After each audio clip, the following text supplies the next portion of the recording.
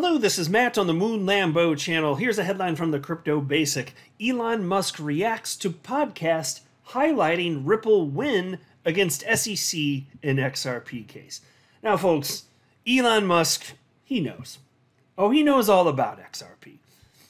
I wish he'd say more about XRP. He just kind of pops in from time to time, but he has been tracking what's been happening in the SEC v. Ripple case this whole time, as I'll show you here even at the outset of the video. But you know what has popped in my mind here? I remember a couple years back, and it was sometime after we found out that his company Tesla had purchased Bitcoin. They were initially allowing customers to purchase Tesla vehicles with Bitcoin. They then took that functionality away because they decided that Bitcoin was too much of an energy hog. And I actually can't recall off the top of my head if they ever brought that back for any reason. They may have at this point. I can't recall off the top of my head. But they cited at the time what they were looking for in the future, perhaps. And I'm paraphrasing here and pulling from memory, but they're basically saying we're pro crypto. We'd like to be able to have that type of functionality for our customers moving forward, but it would have to be with cryptocurrencies that are more, I don't know, how do you want to word it? Environmentally conscious, energy conscious, that is that type of message. And so at the time I'm sitting there thinking, well, XRP. Now, I also recognized in the moment, of course, there was not a chance in hell they were suddenly going to start accepting XRP as payment for vehicles when in the United States the SEC was suing Ripple. Yeah, I knew that wasn't going to happen. But now that it's clear, I'm just like, well, why the hell not? XRP itself, I mean, it's the law of the land. XRP is not a security. It's just a thing that exists. It's alphanumeric code. And I think, and I can't get in his mind, we can only speculate on this, but I think it's the case that he's kind of made up his mind and he's kind of stuck on two cryptocurrencies. That'd be Bitcoin and, more interestingly, Dogecoin. He's a huge fan of Doge. For the love of me, I don't understand why. He justifies it, even though it's a meme coin that literally started as an actual joke. He talks about how he started his boring company, which is a funny name because they do they do boring. So anyway, he talks about how that was just a joke at first, but then it became a real company. And so he has a similar concept, similar thought process when it comes to Doge, like it's actually going to do stuff. And okay, fair enough. Fair enough. Whatever. Maybe the dog coin, maybe it sticks around forever because reasons. Maybe it just does.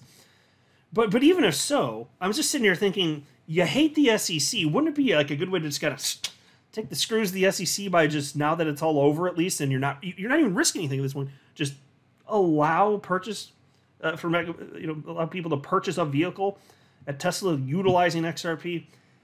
I don't know if it's ever going to happen, but we're entering this world where assets, in a general sense, they're more easily tradable. Everything's going to be tokenized anyway. You can get in and out of positions very quickly. I don't see why you wouldn't allow people, as we inch closer to that type of world, to just pay with basically whatever the hell they want. And I understand when it comes to stocks and stuff like that, not that you're not going to literally pay with a stock, but even then, you could if it were tokenized, if not for the fact that there are tremendous negative tax implications, so then you just have the government in the way. But from a technological perspective, you don't have that problem. And with XRP, I think we need more regulatory clarity. And I'm actually going to talk about that too. There's this article titled, U.S. House Introduces Crypto Bill in Light of XRP ruling. And just as a reminder, and I'm not going to go through this article, but just I want to paint the picture of the degree to which Elon Musk despises the SEC. I feel like he should be part of our crew here. You know what I mean? Look at this headline from CNN Business. This is from December 10th of 2018, because the SEC came after him too. And here is the title of the CNN article. Elon Musk, quote, "I do not respect the SEC." I love that quote. And when the Hinman stuff came out, well, not to us, but when Ripple received the Hinman documents, which by the way was October of last year, Elon Musk chimed in here. You may recall. So there's this tweet from Brad Garlinghouse at the time, October 20th, 2022. He said, "The SEC wants you to think that it cares about disclosure, transparency, and clarity. Don't believe them.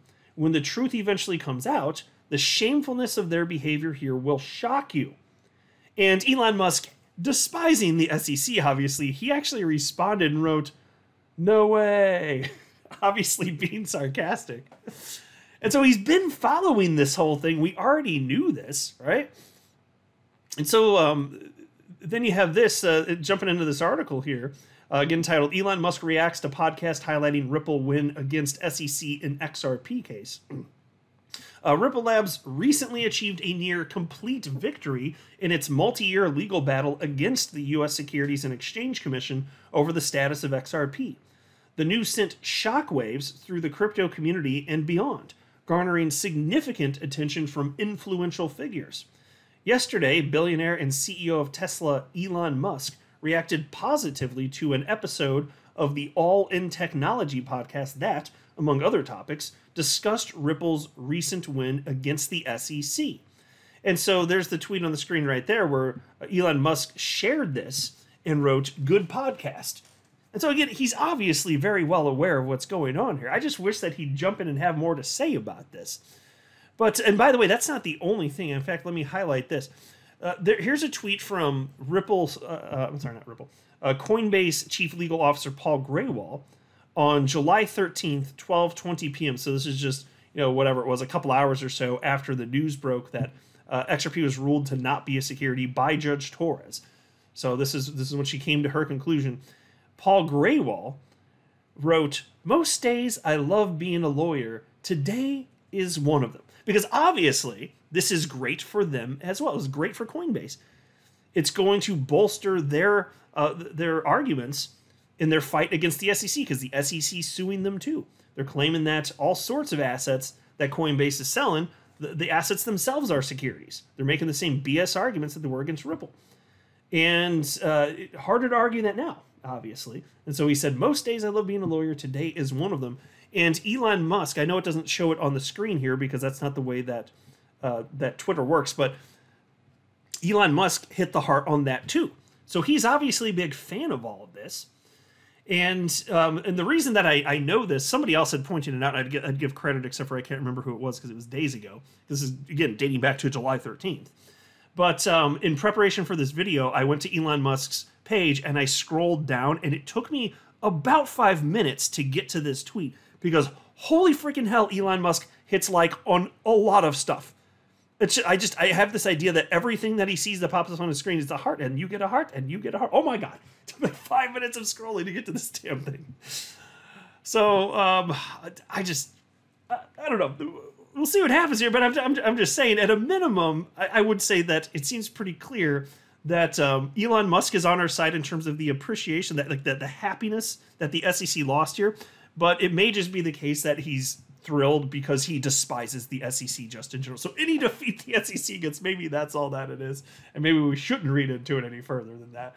As much as I'd love for him to add all sorts of XRP features on Twitter and everywhere else, well, we'll see. And then there's this. U.S. House introduces crypto bill in light of XRP ruling. A conglomerate of top committees in the United States House on Financial Services has introduced a crypto bill dubbed the Financial Innovation and Technology for the 21st Century Act. And by the way, that is just a mouthful. Could you have something that's like, I don't know, 1 to 3 words? The Financial Innovation and Technology for the 21st Century Act? Oh, just rolls off the tongue, huh? Anyway, piece continues. Following the court ruling on July 13th that XRP is not a security, the House Committees on Financial Services and Agriculture have teamed up with top Republican legislators to launch a crypto-friendly bill. This landmark bill is conferred in a document titled Financial Innovation and Technology for the 21st Century Act, introduced on July 20th. The underlying goal is to establish clarity for cryptocurrencies amid the lack of clear regulations in the nascent industry. And so I wanted to clear up in particular the biggest point of contention, frankly, with this thing, which was circulating heavily the other day. If you're on Twitter, you probably saw this thing. And I remember coming across this, and this is before, this is whatever day it was when I first opened Twitter and looking on social media, this thing popped up and I was like, okay, what is this thing? I didn't know that there was a new thing that had been submitted at that point, and I was like, okay, what is this even referencing here? And at first glance, it looks pretty bad, but it's actually a positive, and I'll explain why here. And so what was cited here and the way that it was misinterpreted was that this bill, if passed, would restrict the amount of money that retail investors could put into crypto. And so you could see here that here's a tweet from somebody who wrote, "This new crypto regulation bill prohibits purchases of more than 10% of a person's annual income or more than 10% of a person's net worth. RIP retail." And it seems to read that way on the surface, but you have to read more than just what was highlighted there on the screen. And Eleanor Turrets cleared it up pretty well. This is Fox Business journalist, of course, Eleanor Turrets, and she wrote, "So this only refers to initial offerings from issuers to non-accredited investors. It involves purchases of digital assets through a new exemption laid out in Section 201 that's similar to Reg D, Reg A, or Reg CF. Initial offerings of a digital asset that are not made through the exemption will be subject to different rules. Big takeaway. Unaccredited investors would have an opportunity to get into initial offerings of digital assets." So folks, this is a net plus. And I think that there shouldn't be restrictions, but hey, it's better than this not being allowed at all. So when you're talking about when there's an initial offering, even if you're not an accredited investor, which is a high bar, almost nobody qualifies for, you could still participate. And so it's restricted to this 10% level if it passes in that form. But it's not saying that you can only put 10% in per year into crypto. That is not what it's saying. It's just saying for new offerings. So with the idea being, of course, that presumably they're just more risky, so there would be additional restrictions on them. That's where that's coming from. So on the surface, admittedly, yeah, I remember reading that. I was like, okay, what do we have to fix today? Like, I was just like, what is going on? But no, that's not the case. So that's good news. And then Eleanor Turrets also wrote, "I'm told that Rep. Patrick McHenry, congressman, and his team personally pushed to include the new exemption that allows a pathway for unaccredited investors to get in on initial offerings in the new crypto market structure bill." And good for him. I'm glad that that happened. I'd prefer no restrictions, but looks like something was negotiated and that was put out in this form. Better than nothing, for sure. I'm not a big fan of daddy government telling me how I can and can't spend my money, just generally speaking. You know what I'm saying? And then there was also this from Eleanor Turrets. She wrote, "After spending some time going through the bill and the accompanying documents, these are the things that were noteworthy to me." And she's got 6 bullet points here. Number 1, both the SEC and CFTC would be involved in the joint regulation process whereby the nature of a transaction, functionality, and the level of decentralization will decide whether something is a digital asset, a restricted digital asset, or a digital commodity. Now, folks, that's interesting because the idea of decentralization being a factor in this, that kind of goes back to the Hinman speech back in 2018, doesn't it? If something's sufficiently decentralized, then, hey, it's not a security. And this is a little bit different. They're saying, hey, if it's, depending on the level of decentralization, it'll be categorized as, one of those things, it seems. And so you have to figure out how that breaks down. But it is fascinating because the idea of whether or not something is decentralized, that always made sense to me to consider, at least in some capacity, because that would play a role in whether or not there's a common enterprise. So certainly as it pertains to the Howey test, there would be relevance there.